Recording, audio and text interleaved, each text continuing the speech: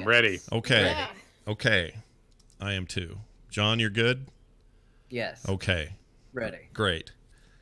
Hold on. All right, there it is. Here we go. Let's start it off in... Oh, you know what? Hold on. Let's not do that. Let's pull this up and do this. I have the wrong email. Oh, that one just tells me I'm doing it wrong. Let's find another one. Thanks, email. All right, we got one. I want to believe that that was the entire context of the email. Yeah. Dear Scott, you're doing it wrong. Thanks. Best wishes. Love the show, though. Bye. Yeah. First time, long time. All right, here it is for real. In 3, 2, 1.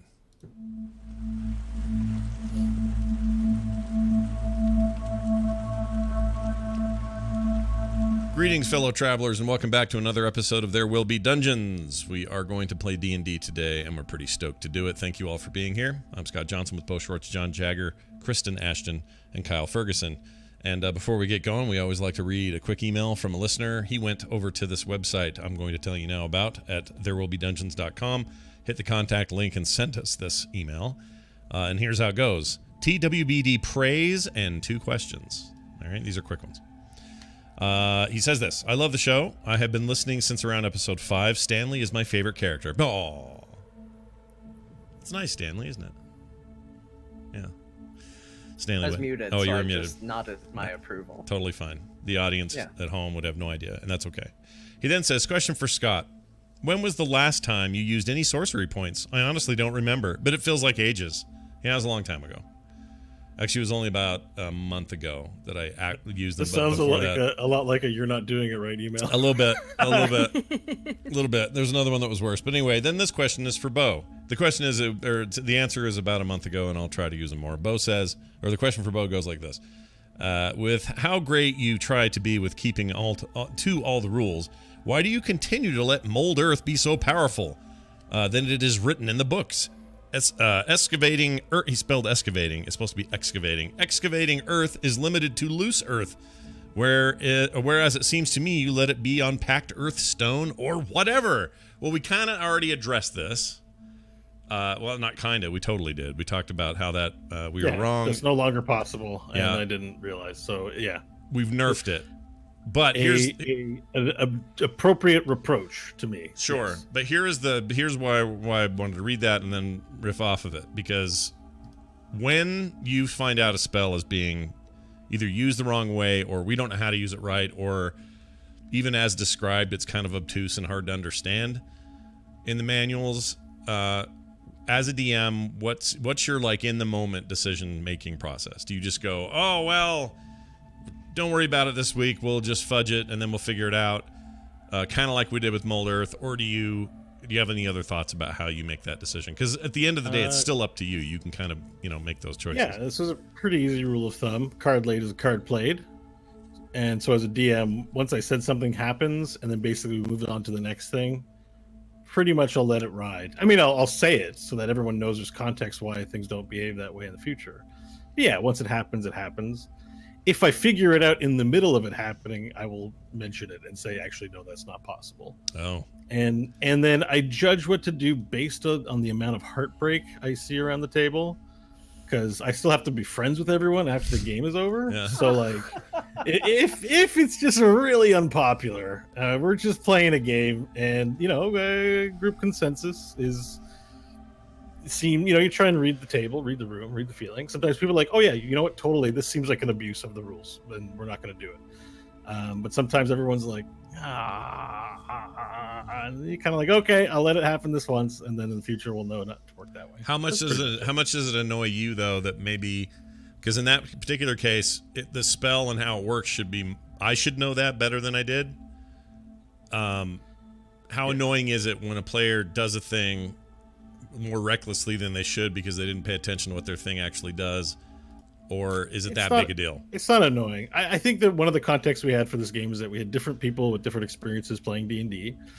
And, some of the, like, sometimes it's appealing to watch like professionals play their game and see how good they are, but it's also awesome to watch people who are learning because then you accompany them on their journey of learning, and that's very much what this is. You know, the fact that you get those emails like, Scott, you're not using sorcery points, I tend to focus on you the most because you have the most rulesy, flexibly character that can do crazy things, and you're often in a game like, I guess I just firebolt and it failed my roll, and I'm like, you know, I want to encourage you to think outside the box the most because you have the character with the most options to do so. Sure. But if you don't do it, I'm not annoyed. That's just learning. Right. So, just part of the game. Very nice. Thank you for that email. Again, go to the website if you want to send us a message. It's over at therewillbedungeons.com. All right. It's now time to hand the mic over to Kristen, who will recount our adventures last week and bring us up to speed. Kristen, take it away. Indeed, last time on There Will Be Dungeons, valiantly they vaulted through the vents.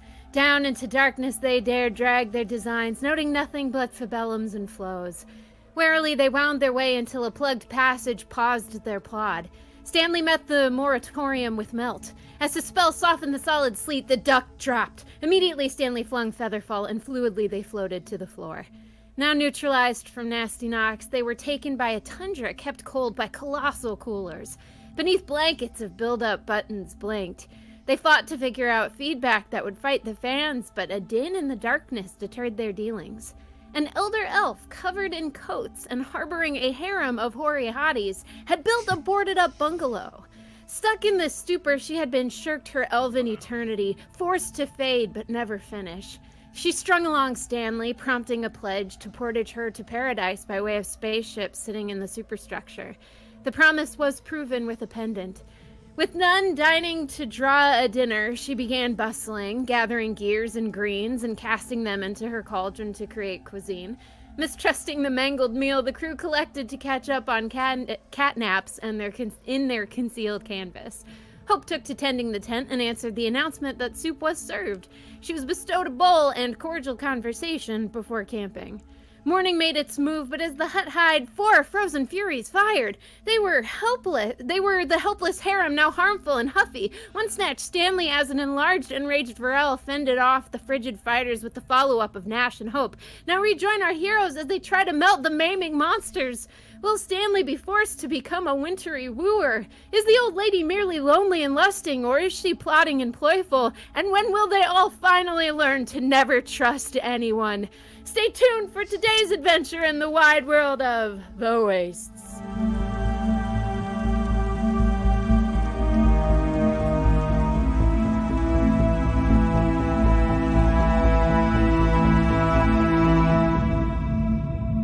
Amazingly well done as usual. Bo, it's now your turn. I have a question. Yeah. When you said hoary harem, the spelling of that was H-O-A-R-Y, right? Correct. Yeah. Okay. I just like to play on words there. It was pretty awesome. Yeah, it was good. Killed it as usual. All right. Yeah. So last week when we left, the party was under attack by these ice creatures that I referred to as ice elementals. And just because I'm going to call them that all the time, well, they're elementals of ice. That's an appropriate term, not official nomenclature. So you exited the tiny. Well, Stanley was the first to exit the tiny hut, and he was snatched up in one of them. So picture the locale. You're in this darkened area with very little illumination. 3 beings of ice are now surrounding Nash and giant-sized Varel. A 4th one is walking off with Stanley back towards where Seranthalas had her sort of makeshift hut and this large canvas barrier protecting from all the 60-foot tall gigantic wall of fans designed presumably to keep this room cool in the day of its function, and it has now overly cooled this area. Before you, Varel, 3 creatures now your size, made entirely of ice, with frozen bodies in them. Frozen and preserved corpses stand in front of you. We're going to keep the turn order from last time, which means that as you go to face them, one of the ice elementals looks to you, Varel, and goes, you hear its teeth clatter. There's a makeshift slit where the mouth might be. And we have a little makeshift graphical reference in Roll20 that I'm going to move everyone to just to make combat a little easier for this business. All right. Burrell 1 reaches out and attacks you. And we're going to start it off with a roll. There's a 21 to hit. That is a hit. All right. And you are going to take some bludgeoning damage, which you may... Did you start your rage? I am in my rage, yes. Yeah. So you get to reduce the damage. Is that correct? Correct. Yeah. So 9 plus 5 is 13. You take 13 bludgeoning damage, so half that rounded down.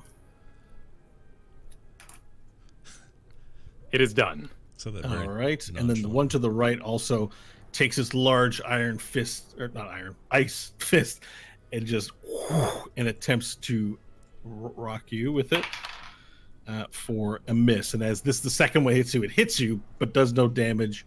Your scales easily absorb the shock, and you feel nothing of the bludgeoning damage upon you. Now, Stanley. It's now Stanley. There's a gripping on your neck as the earth element, or as the ice elemental walks away from the rest of the group, having it in your clutch. You see Hope down below trying to stop it, but not even half of its size, not helping.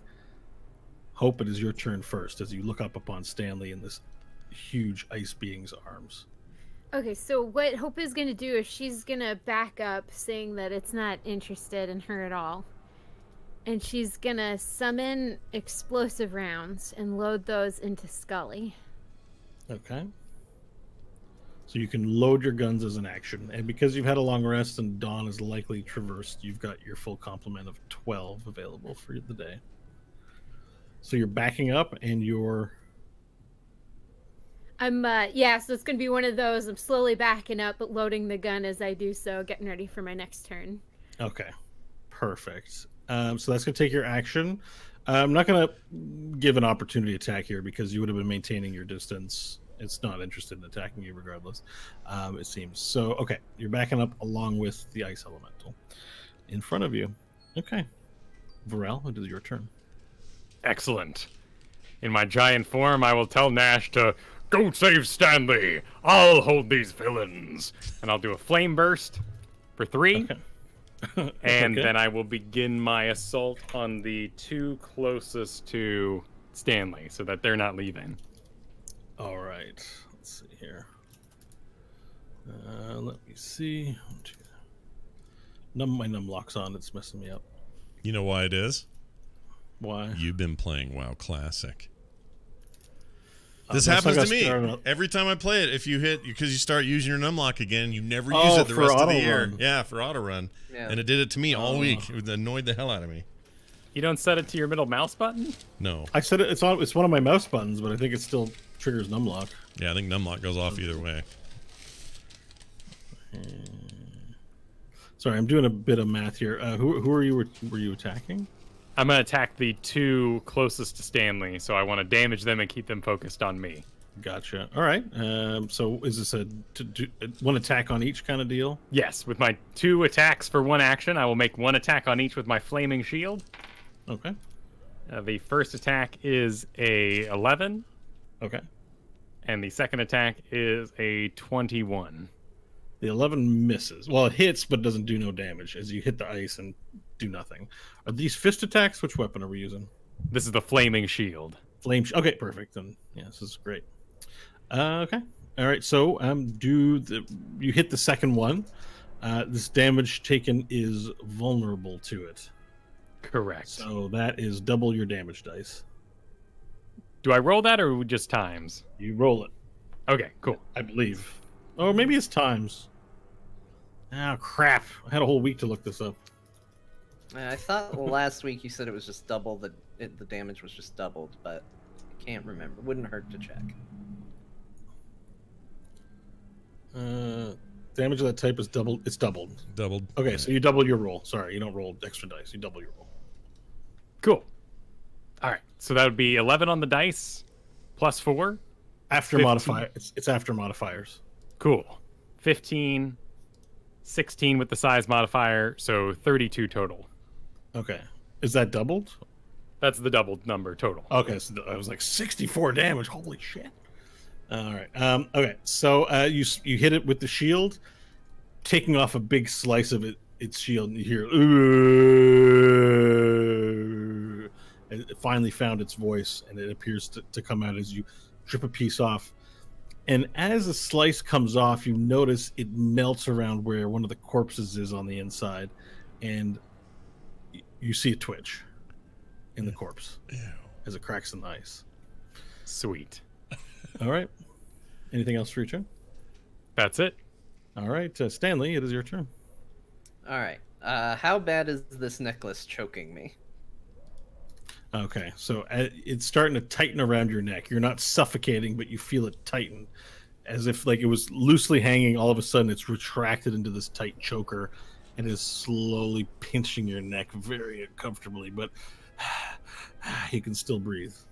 Do I get the sense that it's continuing to get stronger, or has it just gotten tight and uncomfortable? It's gotten tight, and you want to get it off to the point where you'd want to have it removed.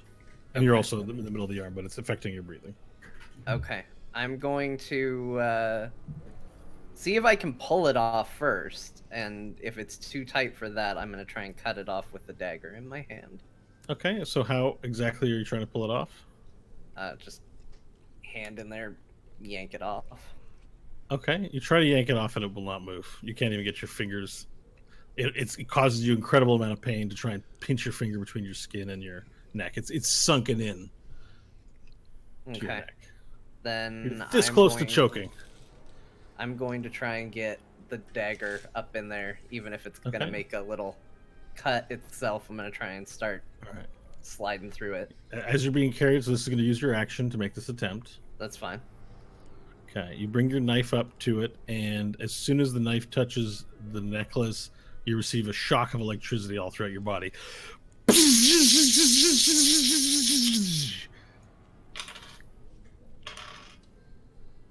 You take 25 points of lightning damage. Oh my gosh. That's a lot. As you begin, and you see this before you, Stanley struggling with it. As soon as he brings the knife up to it to attempt to cut it, it shocks him. Lightning shoots off of him, and definitely impacted by the fact that he's cold and wet. Oh boy. Anything else you'd like to do with your turn? Well, I still have a bonus action, and diplomacy is technically still floating around with me. Yeah. So I guess we'll have that go ahead and attack the elemental. That's holding you? Yeah. Okay. Very good. Make your attack roll. Oh, that's not gonna hit. It's a 2. All right. It hits it like it dink, and it just dinks into its ice, and as if you're just sticking it in ice. Doesn't do anything. All right. That's it. All right, Nash, it is your turn. All right, I would like to ask Nash you. Maggard of the Solar Mines. Yep, we know him, we love him. He's got sorcery points. All right, here's the question. How many emails did you get about that? About 4. It's fine. There was a big conversation in our supporter Discord about that. Yeah, people really want to know why I'm so slow to pull them out. You know what it is? I treat every resource as precious. It's a me problem. It's not that I know I have them, but I'm like, I don't have infinite numbers of them. I should keep them just in case. I don't want to be a dragon right now. It's the same problem.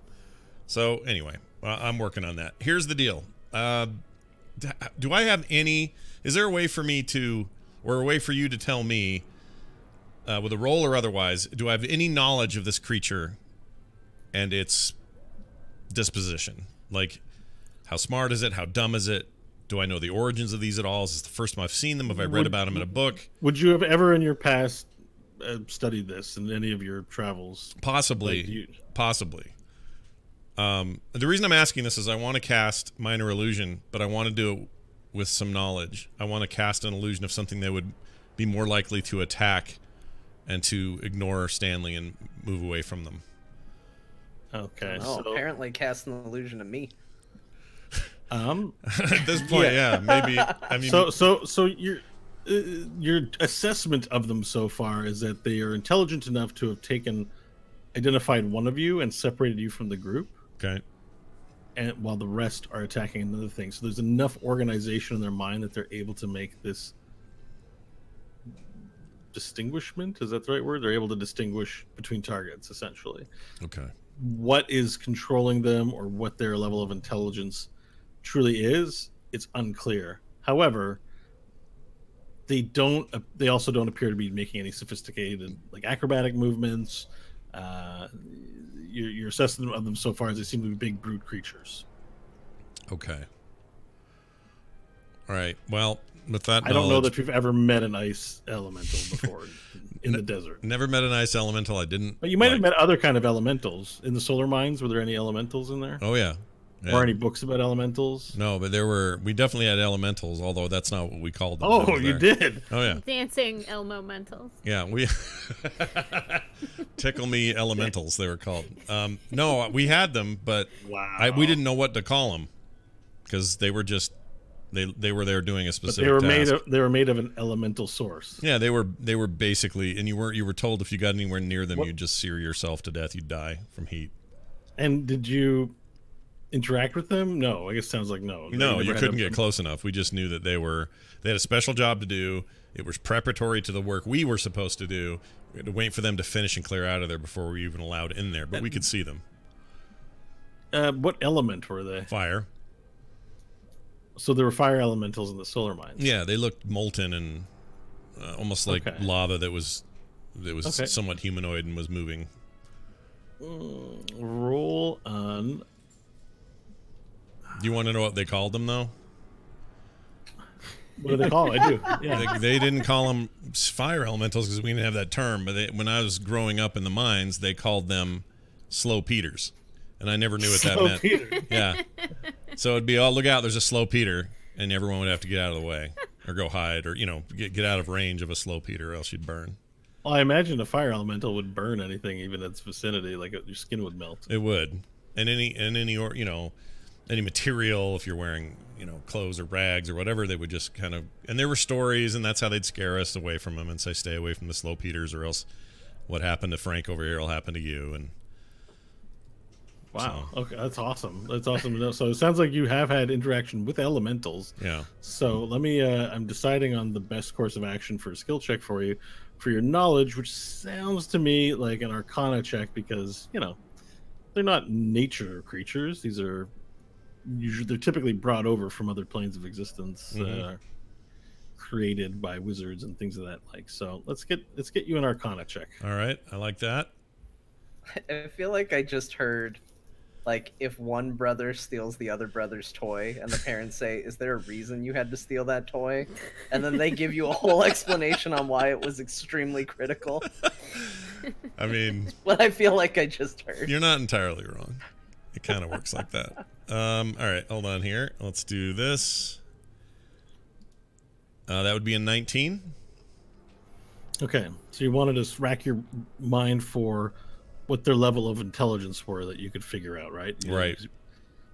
So your sense was that elementals are governed by their own sense of purpose, that they are easy for a more powerful intellect to bend to their will, so long as the will is in alignment with the nature of the elemental. So you can't ask a fire elemental to go jump in a pool, for example. Right. Yeah, but you realize that they are intelligent and observant creatures from other worlds, and while they're slow-witted, they're not necessarily stupid. Okay. All right. They're generally exist for the purpose of their element, so they're not also intelligent thinking creatures that reason, that you remember from your experience with the slow Peters. All right, well. So here's what I'm going to do. I'm going to, I don't know if this is going to work, but I'm going to try it. I'm going to move from here to there so that I've got some line of sight. Okay. And also a little more distance on these guys. And then I'm going to cast somewhere in his vision, meaning the creature that's got Stanley here. Yeah. I'm going to cast a version, or I'm going to cast Minor Illusion, and it will be a version of Stanley, but he will be larger And I'm going to augment him a little bit so he just looks like really scary and angry and going to have fangs and, super muscular and just look like a larger threat than the thing he's holding. I love the idea, and I want to continue on with it. We need to talk about the limitations of an illusion that's minor versus one that's major, right? Right. So you create a sound or image, so you're making an image of an object. Correct. Okay. There'll be no sound coming out of it. It'll just be... It has. So if I'm being rules as written, it says object and not a living thing, which would specify here. So I can't make a... I thought it just meant it couldn't... Oh, I see what you mean. Yeah, so it's got to be an object of some kind. If you create an image of an object, such as a chair, muddy footprints, or small chest, it can be no larger than a 5-foot cube. So even if we could do Stanley, it'd have to be a shorter version of him. Okay. Which would be funny. Yeah, it would be funny. But yeah, the sound can't create sound, light, smell, or any other sensory effects. Okay, what if instead of that, I mean, I kind of objectify Stanley anyway. So it's kind of like he's an object, but I'll take your rule and I'll say this. Well, you can make a cardboard cutout of him. I know, but I don't think it would work because these things are smarter. Hence my reason for trying to see how smart they are, because I'm trying to... Well, maybe. I mean, you'll never know unless you try it. But if your gut's telling you maybe they're too smart for this kind of a trick, maybe that's true. Here's what we'll do. I really like your idea. I wish you had a major illusion spell. I do too. I may down the road. Today I don't. Okay, so here's what we're going to do. Instead, I want to have I'm going to place a roar behind him. It'd be just behind him here, because that I can do. Yeah. It's an auditory illusion. And I want it to be very loud and piercing so that he hopefully has no choice but to turn around and react to it and also loosen his grip on Stanley. Okay, and you can make the sound last for a minute, sounds like. Yeah. Now, when you say a roar, is there any timbre to the roar? I want it to be like that. Yeah, but and I hesitate to give players ideas because I want people to come up with their own things. But did the slow Peters make any kind of sound back in the solar mine? None. All it was the slopping sound of their big lava bits that would just hit the ground as they slowly moved. I mean, they called them slow Peters for a reason. What I'm asking is, in Nash's brain, does he kind of feel like maybe these ice elementals might not like fire sounds, and that would make them nervous? Oh, maybe. I see what you're saying. Yeah, but the problem is I have to create a fire sound or I have to create a roar. I don't think I can create. Well, which is why I asked if the slow Peters ever roared, like made fire roars. They made no sounds. They just flopped around. I mean, they were as enslaved as we are. We just didn't know where they came from or what their deal was. I see. All right.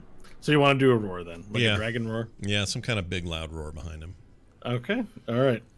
Big loud roar behind them. All right, and it'll last a minute. And the sound continues unabated. Creatures examine a sound or image. Creature can. Okay. All right. You make a big loud roar behind the one that Stanley is. The ice elemental that is holding Stanley. Yes. You just can you. What does it sound like? Can you do an impression? It just goes on and on and on. It's gonna last a minute. Yeah. All right. You notice that the ice elemental stops in its movement and freezes, and its ice chinks around. And it's clearly bothered by the threat of something hostile in front of him. Meanwhile, Stanley's in his hands going, getting electrocuted. All right. Anything else you'd like to do? No. Did it loosen his grip? I guess you'd have to tell me. He's still gripping onto Stanley. Yeah, it didn't make him drop it, but he stopped in his tracks. His slow body's moving around. I'll say under my breath, because it always helps me to rhyme. I'll say, I hope that. Let's see. I've given you a little roar. I hope it works, you stupid whore. And then I'll just be done. That's it. Okay then. That's awesome. All right, and as he says that, Limerick Varel, the ice elemental behind you, attacks. Tries to punch you with his large. Why did I roll 2 dice? That's an unfair roll. Sorry. Doesn't have advantage. All right. He punches you, and you get hit and take no damage as you feel a fist on the back of your head just go boom. Another one comes down. Boom! Again, smacking scales. You feel like your body heave under the weight of it, but you take no damage. Stanley, the one that is in your hand, the one that is holding you, has stopped, and you hear a loud "Bah!" coming from behind him. I'm not sure that you're necessarily clear that it was Nash that made the sound, although you could probably guess. You're sitting there thinking, all right, Nash went dragon form, gonna melt these guys. Here comes the rescue. Oh no. Firecaster gonna save the day. And because you're being electrocuted and the water is conductive, and somebody knows chemical stuff's probably gonna take issue with this, but whatever, I don't know if it's true. But the electricity begins to bounce to the elemental, and his body begins vibrating, and you see little like motes of like ice just around him as he takes damage from the electricity that you're experiencing. How much damage is unclear, but he seems perturbed, like his body seems to be perturbed by the amount of damage he's taking, but he's also behaving like he's concerned with the noise behind him, and he goes and he turns around very slowly and he looks around. You think he looks around. His face moves in a way that you think he looks around. He doesn't actually have any eyes. And he just ends his turn there, stopping in place. All right. Vorel, you are now under attack by more elementals. There's 4 more incoming attacks from giant ice fists as they attempt to pummel you. There's a critical hit. All right. That's 1 critical hit. We'll roll the rest, see what else is happening here. 20, so there's a second hit. And that's a miss. And that's a miss. Okay. So, a bunch of incoming damage. You ready for this, Kyle? Bring it. 20. So, the critical hit is 27. Reduce that in half, and you've got your number. And the second hit is 14. So, that would be 7. So, 20 total. Yeah, as 4 fists come hitting. They all hit you, but only 2 of them just like are enough to crunch scale and bone a little bit. It's like and there's like, if you could picture the room, there's giant Vorel, and there's 3 ice elementals just wailing on him. Poof, poof, poof, like a big punching bag in the middle. That brings us to Hope's turn. Okay, so you said the one carrying Stanley was headed toward where headed towards the north. Yes, towards where she was. Okay. He's turned around and his back is facing you now. Large ice being 12 feet high, double your height. Okay, how close is her camp? Our camp's not far. It's maybe a 60-foot jog from where you are. You didn't go very far. Okay. It's not on the map. I just put the battle map here for reference, so if you need to go, that's cool. Yeah, totally. Hope she'll look over where the camp is. She'll look back at Stanley, who's clearly being electrocuted. She'll take 10 feet back, but still close enough to fire off 2 shots into the ice elemental with the explosive rounds. These are explosive rounds. Okay, make your attack rolls, please. Okay, the first one, it looks like, is going to be a 14. It's a miss. Bounces off to the side. Okay, and the second one is a 21. All right, that one hits. Okay, so base damage, we're looking at 12. Okay, 12 base damage to the one that is holding Stanley. Okay. And then it has to roll a 13 Constitution save on its next combat round. All right, and if it fails, it takes damage. Yeah, fire damage. Or half that amount. Okay, so it's going to explode for 3d8. Okay. All right, when we get there, I'll put a little note.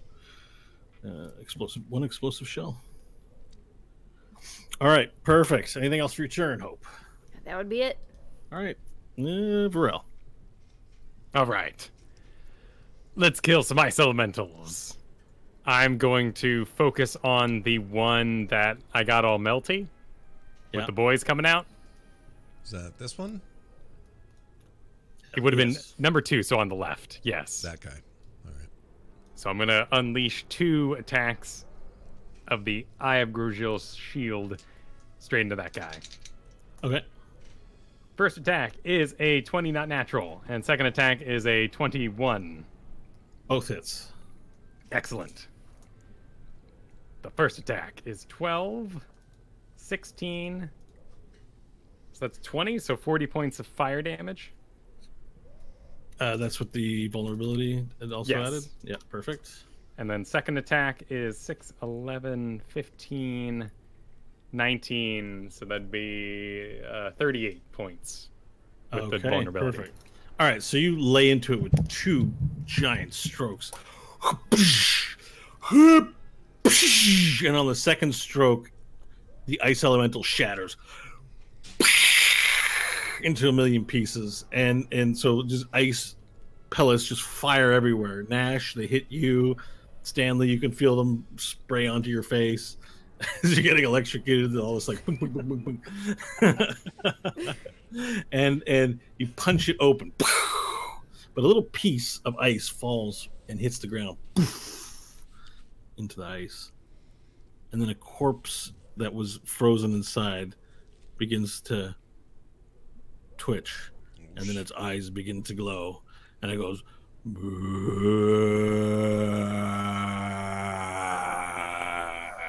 and it slowly steps out, pulling its limbs, one limb from the ice, but the other leg is stuck in the piece of ice that's there, and it's pulling on it, and it's looking at you while it's doing all of this, focused on you for it.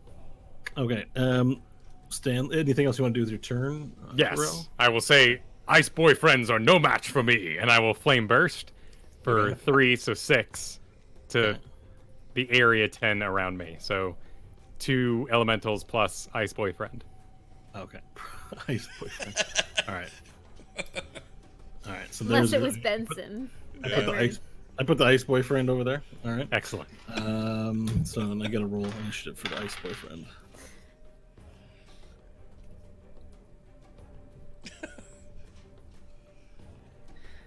Roll that initiative for ice boyfriend. All right, perfect. So that's 2 damage to everything. So cool. How much hit points does the ice boyfriend have? I need to know this information. Sorry, I'll be a quick second. If there's anything else, I'll calculate that. Stanley, you can begin taking your turn. The electricity begins to subside as you take the knife away from your neck. All right, I would like to try and send diplomacy to impale the wrist of the ice elemental where it's holding me. Okay. And ideally, if you'll allow it, stay there. You want to pin it in? Yeah. Embed it in the arm that's holding you. Okay. Yes. So is it more about doing damages, or is it more about trying to make sure? Well, you can't really do anything to affect it because it's mentally controlled, right? It's independent otherwise. Right. Yeah. Okay. I mean, it's more about getting it there. So if it's a choice between damage or keeping it in a place, I would prefer keeping it. I would make like excuse me. I would suggest a skill check as opposed to an attack roll, but you're not really doing anything, so it's gonna have to be an attack roll.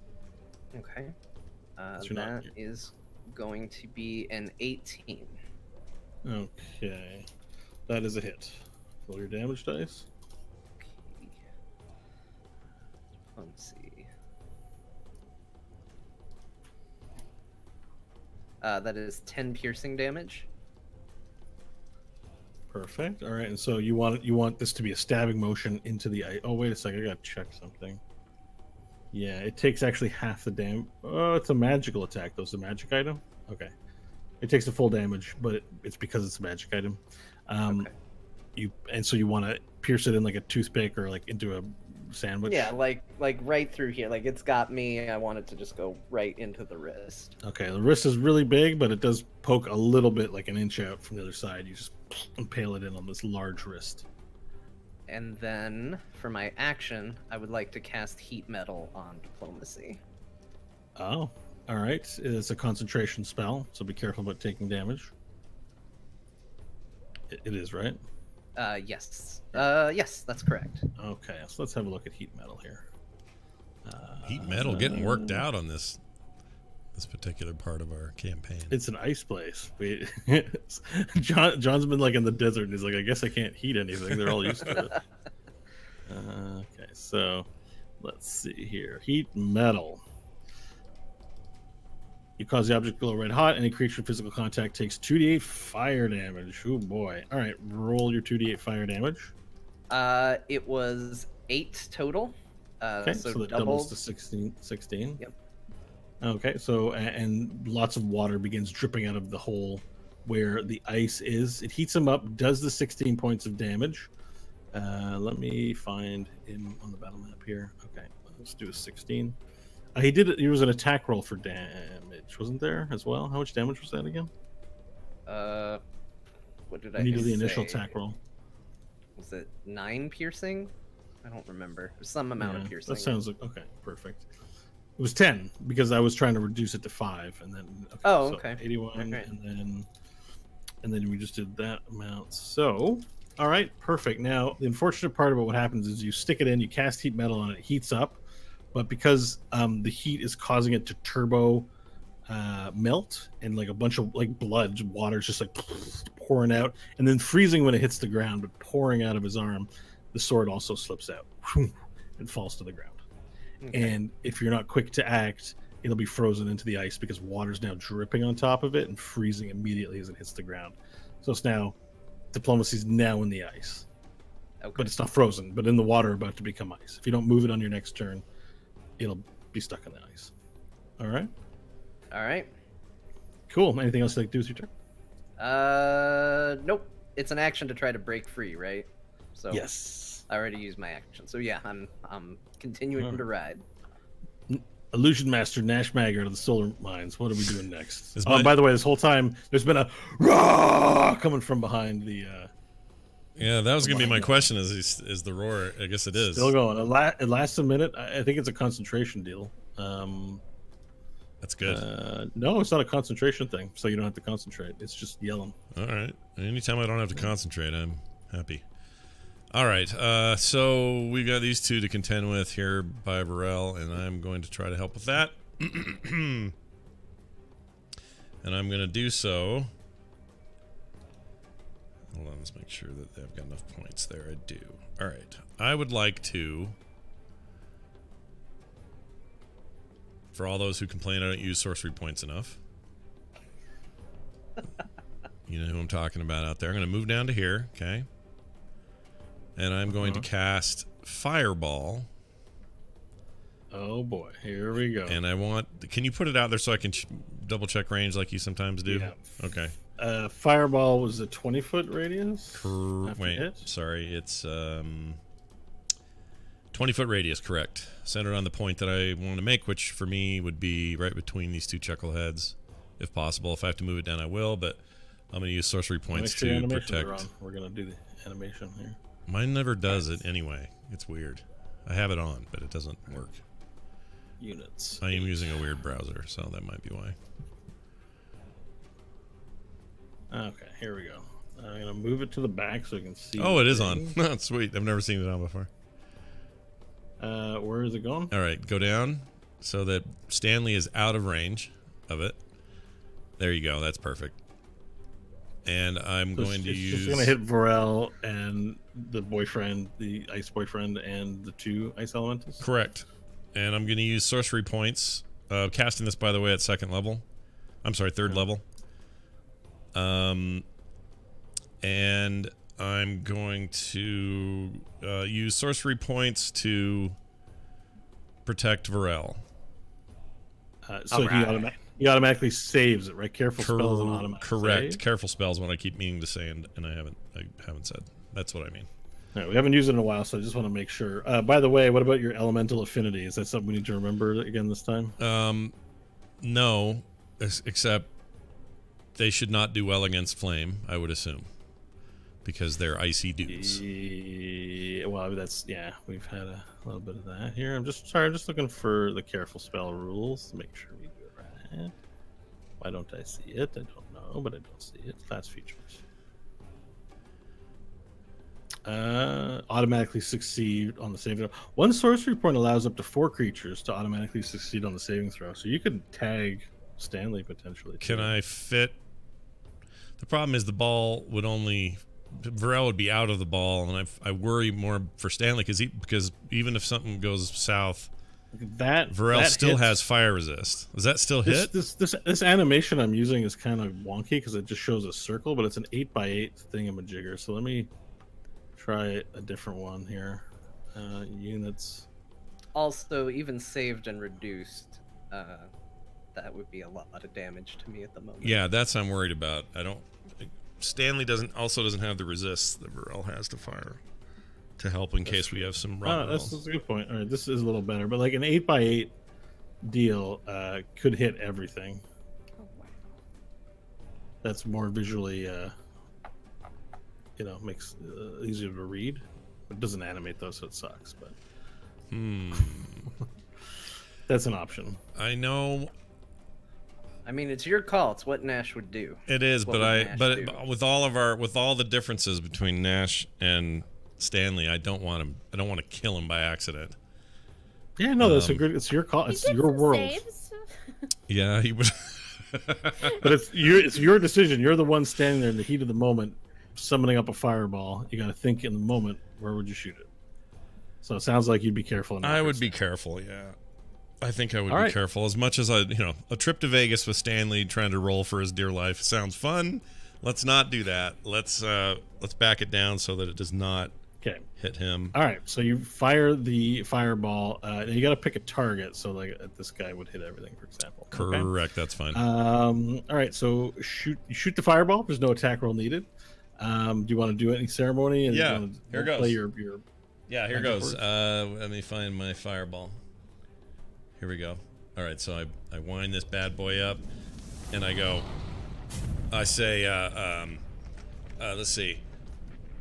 While my hands may look small, they make one hell of a fireball. I like the accent.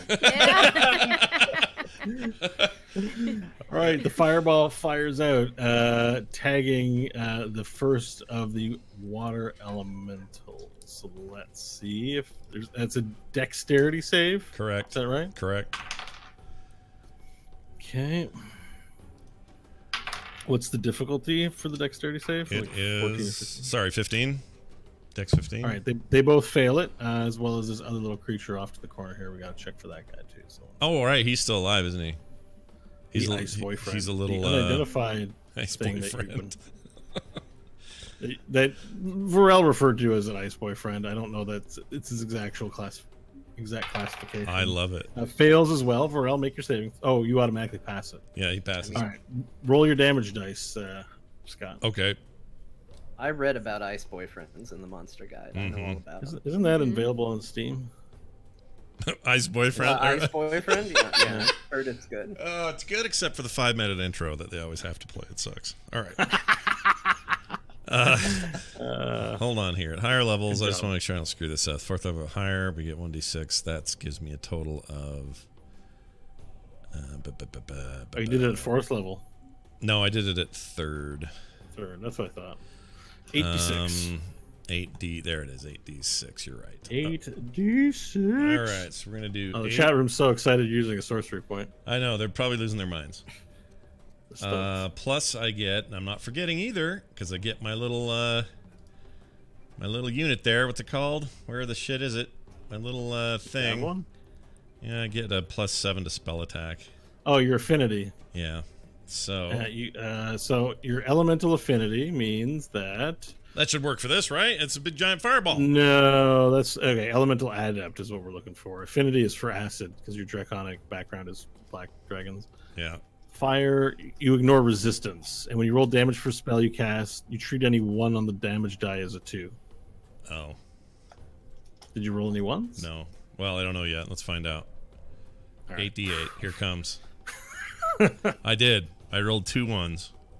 Okay, so just in your mind, change them to 2. So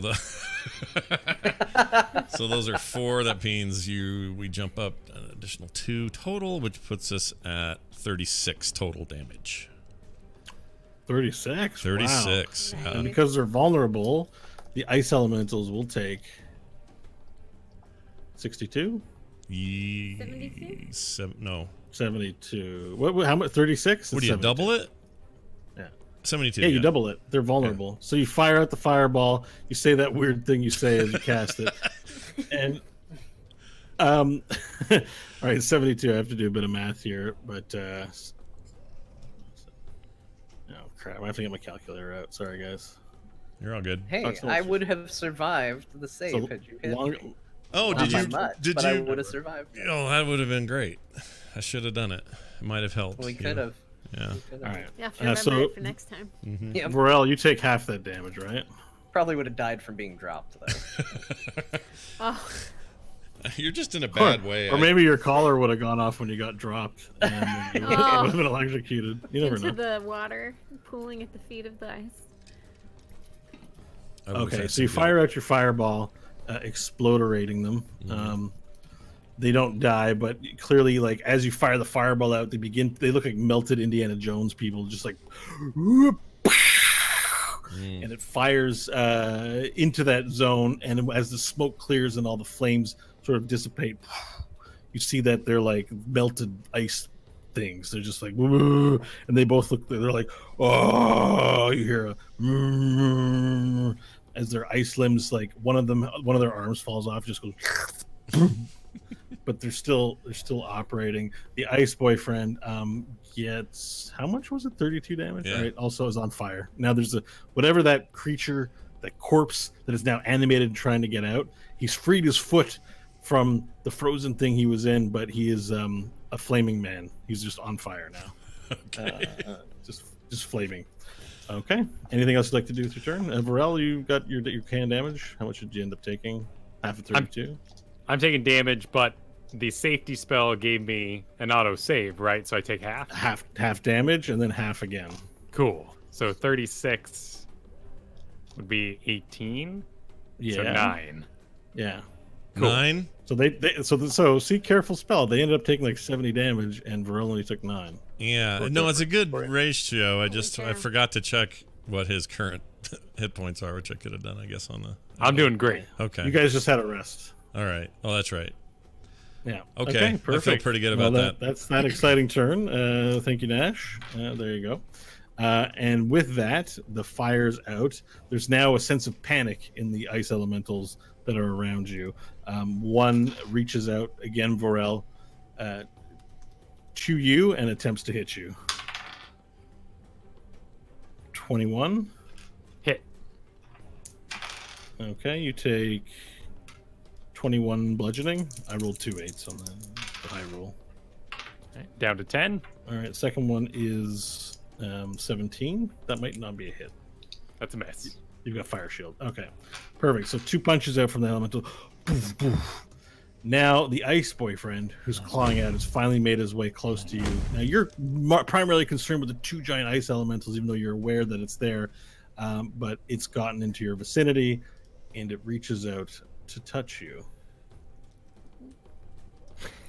That's never good. No, it's not. But he is a nice boyfriend. All right, and it misses. All right. So he touches, and you're able to react quickly enough just to move out of the way. As he's like, this is sort of an angry groan, eyes lit up. Okay, the second ice elemental next to you, Vorel, sees the damage that he has taken. Looks around, like he stops, lifts up one arm. The arm sort of slaws off and melts, and he's moving slow, but clearly he's aware that there's a problem in his own weird alien elemental way, and he dunks himself into the ice and disappears from view completely. Whoop. And you hear a cracking and moaning as he like just merges into the ice, like almost like he's diving into a pool of water, and just goes away. He's gone. You do see his corpse, however, move through the ice below with him wherever he is below there. And I'm just going to get rid of this now. Cool. That one a sort of disappears. teleporty sort of business. No attack of It's opportunity. You could get an attack of opportunity. He's moving inside your vicinity. Yeah, let's smack him. Smack him. Swing at him with a 20. A 20, not natural. It's a hit. All right. Fiend. 10, 14, 18. So 18 fire damage? yes.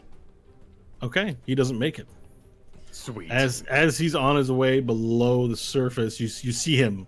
Notice he's escaping. He's going to the one place of safety that he has, the ice, likely to reconstitute himself back to full health in his natural habitat.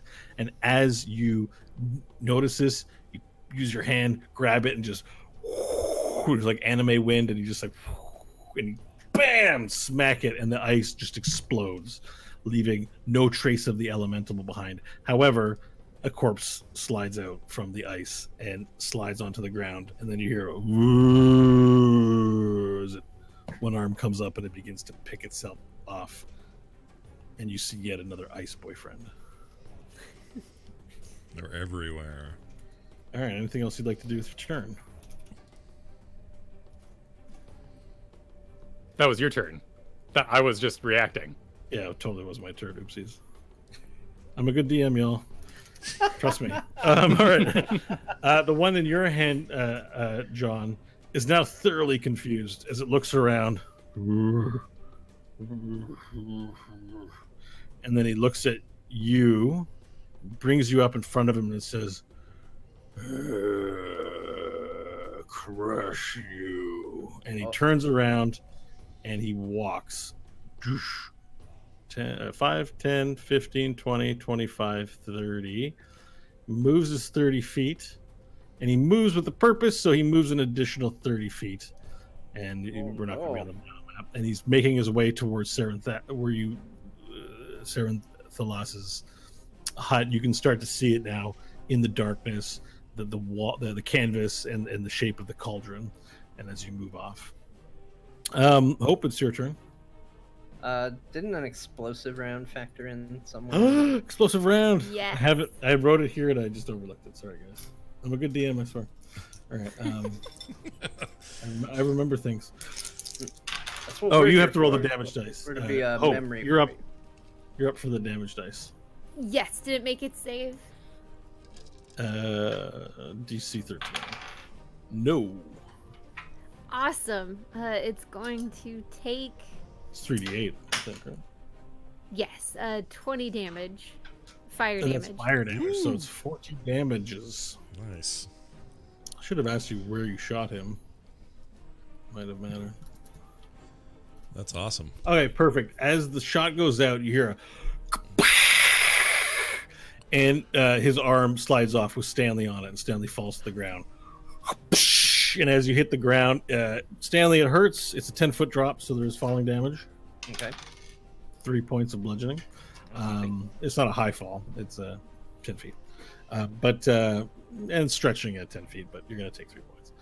As you fall down, you hit the ground, and the arm shatters in a million pieces, turns into water in some parts, and then immediately refreezes. Okay, and that is still his turn. So now we're at Hope's turn. So Stanley's on the ground. The thing has one arm. He looks badly injured. He's already melting from what Stanley's been doing to him. All right, cool. The I'll arm. run up to Stanley, put his arm around my neck, and start trying to carry him back to where Varel and Nash are. Okay, so you run up to Stanley, so that's 10 feet of movement. And you want to pick him up? We'll do the arm around the neck, help him stand, and then we both kind of toddle off as fast as we can away from. All right, perfect. So that would be an action in order to prop him up. Okay, you can roll a medicine check to see how well you do at this. Oh, cool.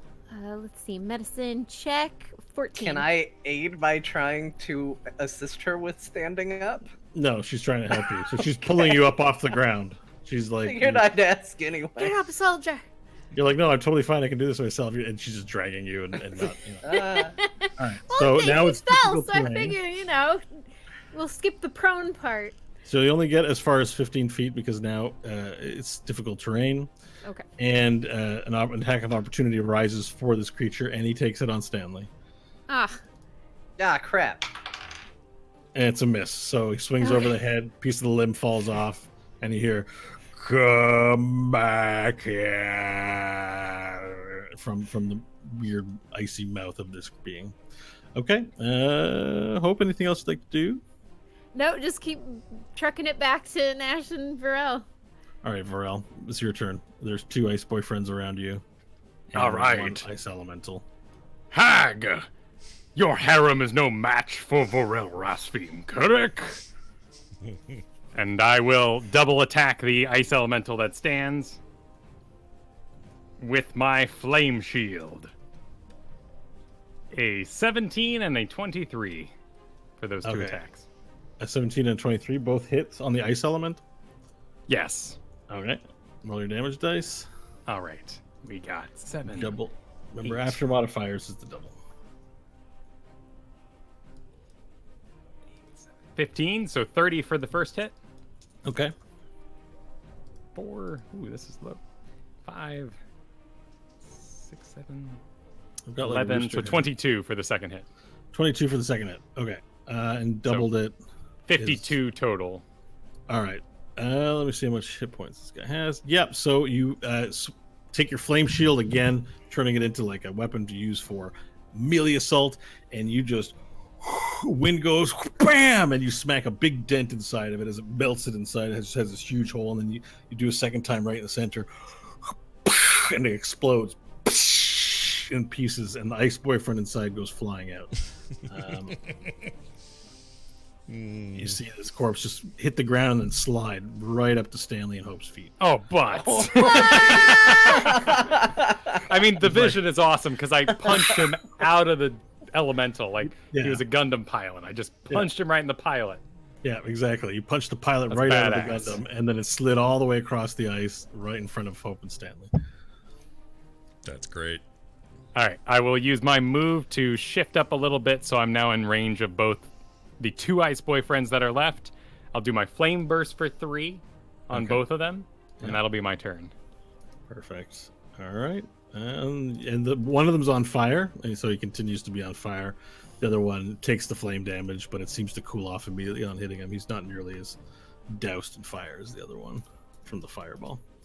Okay, very well. Varel, Stanley, it's your turn. You've been electrocuted, grabbed, dropped, and now a corpse has just hit your toes, and the eyes begin to light up, and your sword's freezing in ice. All right. You're choking. And you're choking. First thing, sword's gonna fly to right in front of me. Yeah. In front of this gentleman here, and try and impale him. Okay, attack roll. I think that's gonna be a hit. That's 18 plus 7 to hit.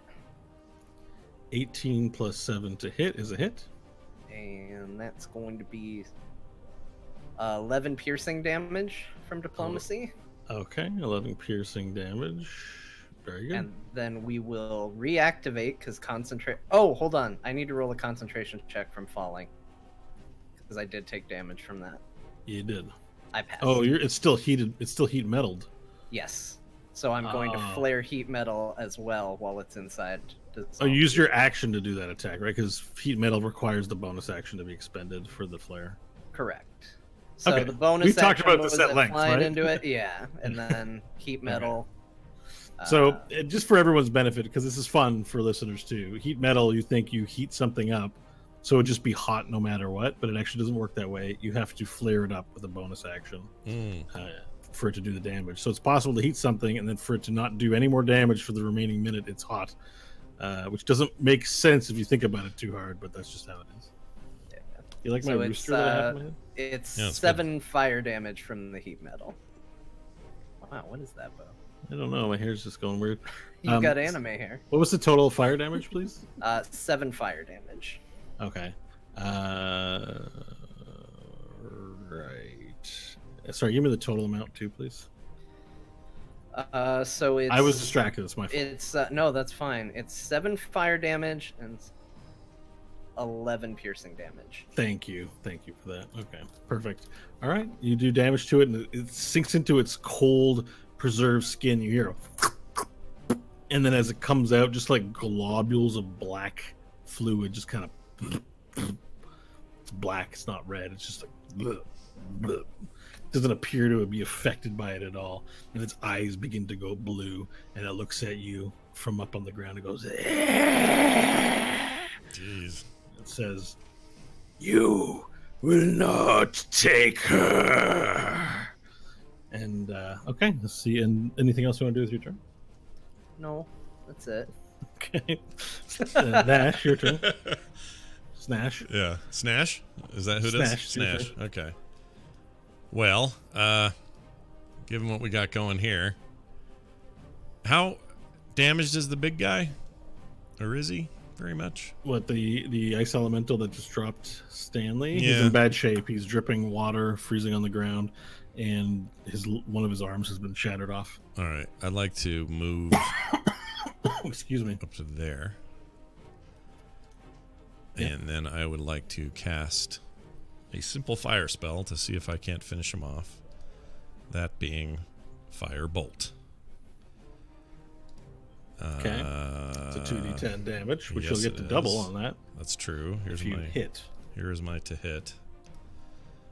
You're adding all your right bonus to it, right? Yes, I am right now. Okay. I'm using a new roller, so hopefully this works. So we got 1d10 and 7. That would be a 19. It's a hit. All right. And what did we say? your 2d10? Yeah. Roll your 2d10 and then double it. 2d10. No bonus number on that one. Okay, it's 5, so 10. Okay. It's not great. It's hard to follow a fireball with a firebolt, right? Yeah, it's going to seem like All a right. very small penis compared to the giant one you just saw. Yeah. Slow Peter. That's Slow penis. Slow Peter. all right. So you fire it out, and it hits it and knocks off a part of where its mouth is, and now it's just like it's got this open thing, and it's just sound is coming from it, like, and it drops to one knee, and you see it start to slowly retreat into the ice.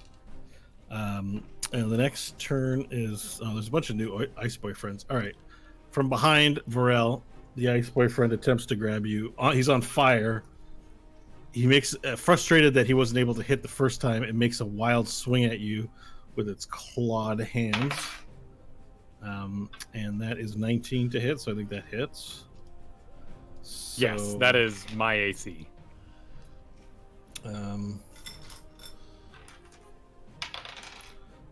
5 slashing damage. Cool. And then it makes a second attempt as it is able to grab onto you to take both of its hands and touch you. Ooh. Don't touch. And it touches you, but nothing happens. But you feel that it's attempting to seep something into you as it grabs you and furthermore to that, as you're paying attention to that, the second of the ice boyfriends moves closer to you and attempts to do the same thing upon you, also grabbing you at your leg. And this time it's a 19. I think that's going to hit. So I need you to make a Constitution saving throw, please. All right. 17, 21. Wait, saving throw? 25. Saving throw. At 25. I have an 8 to con. Holy shit! I got what? 17. Okay, well you really oversaved that, and wow. This is what I've been doing with my points. I have been dwarfed on this fine show. Yeah, you I have take been 4. Superman. You take 4 necrotic damage, Okay. and the rest of the effect, whatever it's trying to do to you, it doesn't happen. All right. Who else is next? The creature. There's one by Stanley. All right. So the ice boyfriend in front of you, Stanley, it doesn't even bother to get up on its feet. It just crawls down and says, "You won't take her," and grabs both of your ankles. Oh. Ankle grabber. It's not a hit. It doesn't do any damage and have any effect on you, but it's now got a hold of your ankles You're not Oh, no. grappled, but it has your ankles, and there's a Okay. coldness coming from it, a deeper coldness than anything else that you felt in this room at all. Finally, the one elemental that you've been fighting here, that you finally escaped from, begins to sink into the earth. And if anyone can't use a reaction to stop it, it will then seep into the ground. Okay, I take the silence as in it just retreats into the earth, and the body inside goes as it gets away, and you're left with 3 ice boyfriends remaining. How will the battle resolve? We'll find out after the break. Oh, it's break time. Man. Break time. All right. Break. Yep. We'll find out right after this how this is gonna go. So don't go anywhere, or do, but just come right back. We'll see you guys in about 5.